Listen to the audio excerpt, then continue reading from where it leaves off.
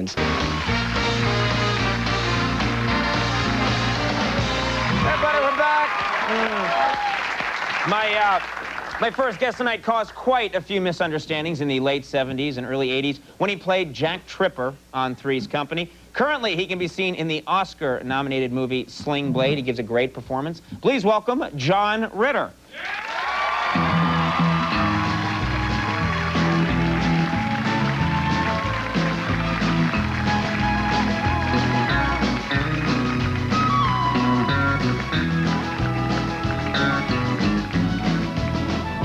Really nice to meet you, by the way. Thank John. you. So nice to meet you. We wanted to have you on the show. Hello. First of all, what happened here? This isn't a bit or anything. No, this is real. I thought I was a better skier than I actually am, and actually I went down a black diamond run, the hardest run, but my knee was still on the bunny slope, and actually there was a mogul in the snow that I tripped over, Don Oldmeyer, lying face down. But that's an in-joke for NBC. Thank you. always Actually, the way to confuse a crowd. Do a joke involving a network executive. Don can take it. No, but anyway, the thing is that then my ligament was torn and I had to have surgery, and but I'm on the cane now. What were you doing going down a black diamond slope? No, I wasn't going down a black diamond. Oh, okay. I always go down like the blue circle that says "Little Puppy," yeah, you know, and you can just roll down very slowly. I was actually going over a tiny little bump that my 11-year-old son caught air on, and I thought I could keep up with him, and I failed miserably. Oh, my God. There was a sound like this. Ow! No, coming from my leg. Your leg said, ow, no. Yeah, it said many, many other words in Italian or something, and I was pretty messed up, but I finally got it all taken care of. Please don't worry, I'm fine. People are very worried about you right now. I'm fine now. Well, you're used to taking pratfalls on Three's Company. Yeah. This was what you pretty much did every episode, was fall over stuff. That's true. I only hurt myself once on the show where I was supposed to be with Joyce DeWitt and chaperone her, because this guy was all over her. So the guy was getting me drunk, and finally I slid down underneath the table, and the guy took her off to God knows where. But in the rehearsal hall, the couch was one way, and when we finally did it in front of the live audience, it was a much smaller thing. So as I slid off the couch, I smashed my temple into the corner of this table, and apparently I knocked myself out. You're kidding. And everybody thought, that's so great, cut. All right, John, come on. And I was out. And so then when they finally woke me up, the stage manager, Jim Rice, said, are you all right? And I went, who are you? I said, Auntie M, Uncle Henry. Did they run the tape of that? Is that and then you see it, and on reruns, there's a knot the size of Ohio right here on my temple, and it's a reminder of how silly and stupid and wacky I was in those days. Did you see, I mean, the show became such an icon for people, or, you know, it's one of those shows that's so identified with the late 70s, early 80s. When you're now flipping around TV, you must catch it now in reruns. What do you think of it when you see it now? Well, I think, you know, I remember the times with Gabby and Roy and Dale and... Oh, I'm sorry. I'm sorry. This is the wrong show. Yeah, you'll be all right. No, I'm all you right. hit yourself harder than you thought. It's the bump years ago. There was one show I saw recently, and I didn't remember anything about it. It was about a little boy, and I said, I don't know what happened. So I watched it.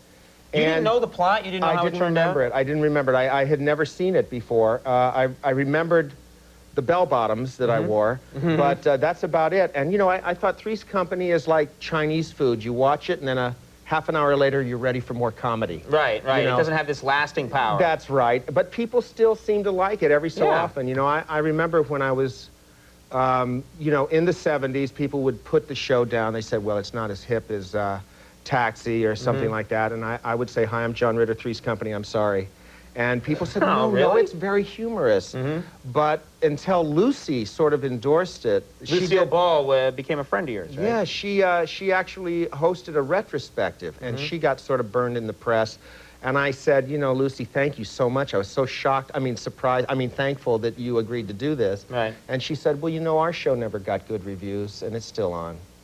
You're kidding? Yeah. When it first started, they didn't like it? Yeah, they said Lucille Ball should be doing films. She's much better than this to do this. Right, people put down TV. Yeah. Did you, there was a big controversy with Three's Company. You had Mr. Roper, and then he was replaced by Mr. Furley. Can we see the pictures? Let's have a split screen here. Did you ever Did you have a preference as to which one made the better landlord? Did you feel? Well, sexually, I guess Norman and I got along better. Right. But artistically, no. Actually, I was really great friends with Norman, and in fact, Norman Fell, Mr. Roper. The first TV show I did was a Dan August with Burt Reynolds and Norman Fell, and I reminded Norman that I was a guest star. I played a revolutionary hippie who sold out his friends to the cops, and Norman Fell was the sidekick to Burt Reynolds.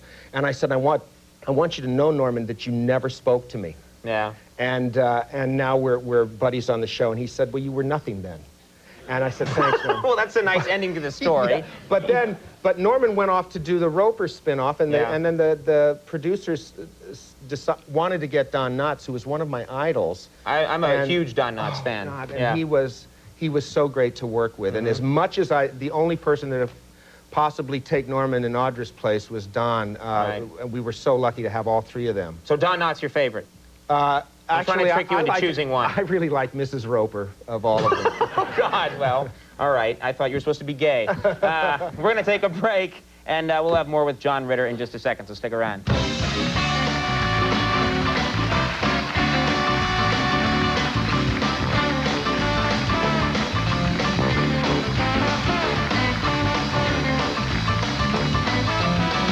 As a result. We're back. We're here with John Ritter, and I just want to say, Max, thank you for playing The Wayward Wind when I came out. That's a very obscure song of my dad's. I appreciate that. Your dad, Tex Ritter. Yes. Famous for cowboy actor. Yeah, he was a singing cowboy, and he did Hillbilly Heaven, High Noon, but The Wayward Wind was one of his favorites. Thank you. Mine too. They always try and do that. Try and make people feel right at home. Very cool. They're nice to the guests. Yes. That band. Cruel to us. What about, I know we had President Clinton on the show earlier. I don't know if you saw that part of the program. Yeehaw! Yeah, that's pretty much how he is. He like Jack Tripper. Boy, he got a good thing going. Woo! Did you? Yeah. That's not bad. You must have been doing the voice. Well, I worked with President Clinton in actually in the Oval Office. I heard about this. This is for real, too. It was a serious drama, Conan, called A Child's Wish, and he was gracious enough to perform as an actor and play himself with Anna. Oh, he played himself. That makes sense. Yeah, he played himself. It'd be weird if Clinton played someone else, Reagan, like the greedy banker, you know, something like that. It'd be so weird. You damn kids! I'll take the mortgage on the orphanage now. Yee-haw! Starring President Clinton as Mr. Sneed. Yes. Did he admire your work? You know, he loves Sling Blade. I heard from Harry that he and Mary Steenburgen, who's also from Arkansas, and she happened to mention that the president talked to her and was so proud of Billy being nominated and would love, cool. you know, because they're fellow Arkansans. But you cannot mention Three's Company to President Clinton. He goes berserk. He trashes the Oval Office. Somebody said, you know, the guy on Three's Company just hates that show. Oh, so really? much. Okay, we won't almost bring that pushed up. the red button. Oh, that's what we need, a nuclear event. Because of all the girls and me. Let's talk about Sling Blade. I was talking to you before the show. I went and saw the movie, and I was not aware that you were in the movie. And I would think you're such a well-known personality from television that I would think it'd be a little problematic when you're in a serious movie like this. Someone sees you, it could take you right out of the movie. You start thinking, look, you know, it's John Ritter. But in this movie, you really become this character. You do an amazing job. Well, thank you. I watched the night that Billy came on your show, and you said that, and I was really, you know, it was really, you know, heartening for me to see that you liked the show, because for us, it was sort of like a home-cooked movie, you know. It's a very low-budget film. No budget. I mean, it was just, you know, how much money you got? Okay, we have to wrap now. All right, you know. Right. And we all, you know, the dressing room was Roy's garage and a curtain, and we shared a sponge for makeup. And I mean, it was you really... added creatively to the movie. You came up with the name for your character. Yes, I came up with the name Vaughn Cunningham, and Billy said, whatever name you want is good. And I thought, Billy doesn't know this, so I'm going to say this on national TV. The reason I chose Cunningham is because I'm personal friends with some of the Happy Days cast. Marion Ross, Ron Howard, and especially Henry Winkler. We're all buddies. And the first year, I don't know if many of you know this, but there was Joni Cunningham and Richie Cunningham, but there was an older brother. There was an older brother who played basketball. Yeah. And he didn't have many lines. No, and he was replaced by another guy who played the older brother, and he didn't have many lines. And then they dropped him from like the show. second season, they're just gone, and it's eerie. Like there's no mention of like what happened. Well, he went to Arkansas, and he had a different alternative lifestyle that he was ashamed to share with Mr. and Mrs. C. That's you.